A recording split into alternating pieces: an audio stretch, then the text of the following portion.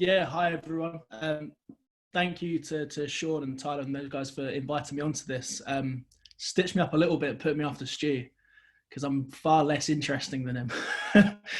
And this is going to be a bit more specific and kind of less general ecological theory kind of stuff. As a kind of background to who I am, a few of you may know me. I did one of the expert, well, I don't think I am, talks for the Emergence, one of their coach education programs, and generally you'll find me on Twitter kind of berating most of the cognitive psychology in sport guys, which has kind of led to probably why I'm here, because I've made quite a lot of noise, and yeah, growing a little bit of an audience in from that way. But my main research area is in goalkeeping specifically, and over the last couple of years we've started to challenge some of the assumptions in kind of goalkeeping research and the explanations of skilled behavior in goalkeeping. So this will be a bit more kind of traditional theory to practice, academic presentation kind of style talk. I'll try not to talk for too long, and try and allow for quite a lot of questions and make this really integrated and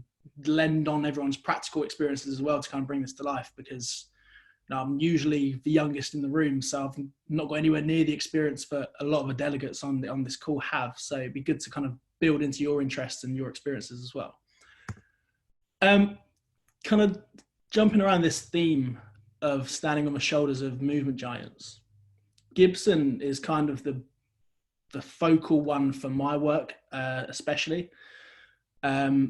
I'm not going to talk too much about Gibson particularly in this. I'm going to keep it a little more brief, but just want to lend tenet to his framework and kind of what he's added to the whole movement of ecological psychology, and specifically around perception, action, couplings, and how we use information in the environment. And that's kind of central to a lot of my work, is what actually is information, how does it exist, and how do we go about controlling our actions off the basis of information. So into the kind of the real, hang on, there we go. The picture on the left is the moment I realized that I'm never going to be a professional goalkeeper. That's somewhere near the halfway line. And those that know soccer know that goalkeepers shouldn't be near the halfway line. And that's probably one of those times when your head you're thinking, this isn't for me anymore. My very, very short semi-professional career, I like to say, was ended by injury. It wasn't, it was ended because I was crap. So I decided to go into the more research kind of route. I was never really interested in academics kind of things. It was more just growing out of I don't really know a lot other than football. What else can I do in this area? And goalkeeping is a really, really unique kind of concept. It's embedded within a team sport, but it's treated like an isolated position. They have their own training regimes. Goalkeepers will spend kind of 70 to 80% of their time with a specialist coach away from the rest of the players. But it's a whole different kind of form of life, if you want to use those kind of terms. And that's evident in general pedagogical and coaching perspectives as well. They're still susceptible to real traditional approaches to skill learning. You see lots of rote, blocked repetition. If anything, goalkeeper practice is quite like traditional S&C practice in terms of looking at volumes and repetitions and specific movements, and then programming those concepts into like a weekly plan. So it's massively lacking behind in any kind of developments in terms of the coaching perspective. And it's shifting slowly. There's some phenomenal guys out there. There's a few guys in the States, kind of Dan Ball at the Iowa State University, and then there's the guys at AFC Bournemouth in the UK who are all pushing this new perspective on trying to radicalize what goalkeeper coaching is. But we need the research to back it up, and that's essentially what my job has been for the last couple of years, is trying to drive this stuff into kind of more popular domains. And it's come with a lot of kind of conflict. Goalkeeping coaches aren't traditionally the most open-minded of groups. The whole keepers union, as it's kind of talked about in the UK, they're typically, a lot of them are ex-players, and they like to do things that they've done. It's all very much about feel and kind of getting that repetition early and feeling good about the technique and the aesthetics, etc. But kind of the main stuff of me being at perception and action, I think this is fundamental to all movements, not just alone sport, but everything we do in engaging in our everyday lives is underpinned by perceiving and acting in that environment. Now, we see aspects of real skilled perception action coupling. you know, the way we control actions from perceiving the right information, acting upon it, and we get these really functional couplings where we see expert behavior essentially. Then we have the other side, more unskilled couplings, or when perception action breaks down, we start to perceive the wrong bits of information, or we couple incorrect actions to information. And this is when we start to see performance errors. And this can come from simply from misperceiving. If you think about, this is a really niche example, but think about doors that you interact with in your everyday life. So just walking around, opening doors, closing doors, getting into buildings. There's this one door in the corridor where my office is. And I've been walking through this corridor for about 6 months every day, every morning, and I still can't open this door the first time. It's one of those doors which has got the bar handles on both sides, and there's no real indication if it's push or pull, and I always push instead of pulling, and it's a whole nightmare. But essentially, when we start to misperceive the information or misperceive the object, it can lead to breakdowns in our actions. And that's the same in sport. We misperceive information, whether it's through skilled deception from an attacker, or whether it's just from, you know, having a slightly shielded view, or just not concentrating and attending your attention to a place which is less specifying and leads to performance errors. So in terms of the world of goalkeeping research, it's pretty new. There's not tons out there, and a lot of it's kind of borrowing from other areas, but there's a general consensus starting to build now in terms of how we understand kind of performance in goalkeeping. Everything's been done from penalty kicks. So whenever goalkeeping spoke about in research, it's always this repetitive penalty kick methodology. Literally, as it says on the tin, ball on the spot, 12 yards away, shooter kicks, goalkeeper to save. Now, there are some discrepancies in how that's measured, but generally this has been the accepted methodology, has been used for kind of the last 20 odd years.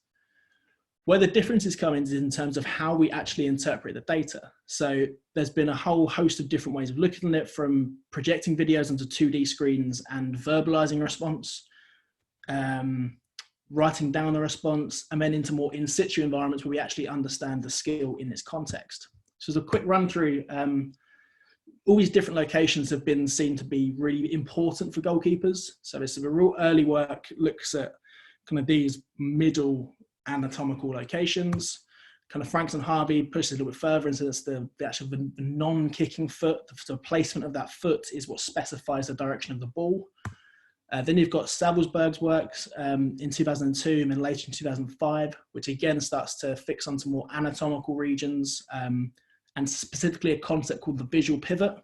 So the visual pivot is a gaze location, so where we're looking, and then kind of it fixates itself on what would seem quite an arbitrary area, but then it's the things that happen around that fixated location point in our kind of our parafoveal vision, which picks up that information which is more temporally specified. So the visual pivot's typically seen between the ball and the kicking knee. So then the parafoveal vision can pick up all the different things, such as the knee extending, the hip rotation, the foot making contact with the ball, and the early trajectory of the ball. So that was kind of found in this research. And then later in kind of 2010, Matt Dix from University of Portsmouth did some really interesting research comparing traditional methods of using 2D screens and using kind of artificial responses such as verbalizing or writing down, in comparison to kind of real environments where it's a real shooter, a real goalkeeper to make a real action. And he found that the ball was used, but between all these different styles of data collection in terms of 2D video screens or in situ, all these locations were slightly different. And in more artificial tasks where the goalkeeper isn't required to actually save the ball, goalkeepers use anatomical regions, whereas when they are required to save the ball, they use the ball more specifically to kind of then actually try and save the ball. So these differences in what goalkeepers use based on the task they're actually doing was quite interesting to me. And this kind of pushed my master's research a couple of years ago in terms of, so what's actually going on? And this is where I kind of got into the ecological psychology or ecological dynamics work in terms of representative design. So if we want to understand what goalkeepers are actually doing, then they need to be in the environment, they need to be embedded in the context so they can actually perceive real information and couple that to real action. We talk about this lawful relation with the information in our environment, and without it, we cannot function as we would in traditional day-to-day life or in sports tasks. And this is kind of where I think we get the dichotomy of information processing theory or typical cognitive psychology theories and a more ecological based approach is in these research behaviors. Cognitive psychology is more concerned about the cognitions involved in more novel tasks. It's more of it's centered around the actor in the task rather than the coupling of the actor and the environment as you see in ecological tasks. So typically you'll then start to see results that come from those different paradigms are more reflective of what they're arguing. So like kind of in a cognitive psychology approach, like obviously you're going to see limited variability in a task which allows for limited variability, i.e. kind of real heavily constraining the appropriate environmental properties, compared to ecological psychology where we see more natural behaviors emerging. Kind of the second big issue I found with this research was the fact that task demands are really important. Like, why are we looking at penalty kicks? It's a different task. It's not something goalkeepers do very frequently. I think we worked this out in a Premier League season, it was something like 0.7% or 0.6% of a goalkeeper's actions across the whole of the season are penalty kicks. So our understanding of goalkeeping expertise is really, really, really novel, because in fact, some goalkeepers don't even face a penalty in the whole of the season. So we're not really understanding what goalkeeping expertise is. And even Savelsberg in 2005 found that it's a real domain-specific skill. Some goalkeepers who are very good at saving penalties aren't necessarily expert goalkeepers, in the same way that expert goalkeepers aren't necessarily expert penalty savers. It's a very different task, and the requirements of that task to be successful, it's a different skill entirely. So this led to our our research approach was, well, let's look at something more real. Let's use the principles of representative design and actually design a task which is more reflective of what goalkeepers engage in a typical performance environment. So what we find is we'll design a 1v1 dyadic system, something that reflects the complexity, the reality, the intricacies of a real performance environment, but with some experimental control still. So essentially, if you want to look at this really, really briefly, we change the task constraint from a static ball to a moving ball. Now, I'm only going into the specifics of the research because that's kind of not the point of this conference or this talk. But by manipulating the task constraint, static ball to moving ball, that was literally all our task paradigm was. That's all we were interested in. Is there a difference in perceptual behavior between a static or a dynamic task? And the answer was yes. I mean, I'm not going to